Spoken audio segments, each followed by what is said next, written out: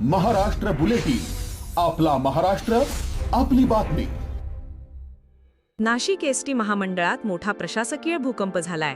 कथित आर्थिक अनियमितता, गंभीर निष्काळजीपणा आणि नियमांचं उल्लंघन या प्रकरणी महाराष्ट्र राज्य मार्ग परिवहन महामंडळानं एकाच झटक्यात विभाग नियंत्रक सचिन क्षीरसागर यांच्यासह तब्बल 11 वरिष्ठ अधिकाऱ्यांना निलंबित केलंय.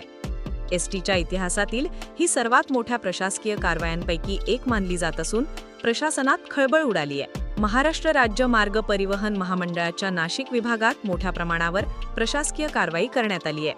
प्राथमिक चौकशीत विभागाच्या कामकाजात गंभीर त्रुटी, नियमांचं उल्लंघन आणि आर्थिक अनियमितता आढळण्याचा ठपका ठेवण्यात आलाय. या प्रकारामुळे महामंडळाचे कोट्यावधी रुपयांचं नुकसान झाल्याची माहिती समोर आली आहे. या पार्श्वभूमीवर विभाग नियंत्रक सचिन क्षीरसागर यांच्यासह एकूण 11 वरिष्ठ अधिकाऱ्यांना निलंबित करण्यात आलंय. संबंधित प्रकरणाची सखोल चौकशी सुरू असून दोषी आढळणाऱ्यांवर आणखी कठोर कारवाई होण्याचे संकेत देण्यात आलेत.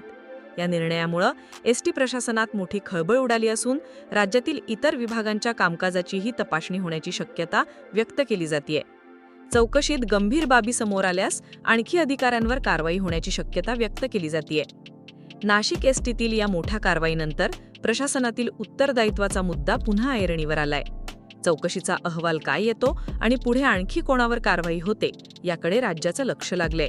महाराष्ट्र बुलेटिनसाठी भूषण जैन, नाशिक.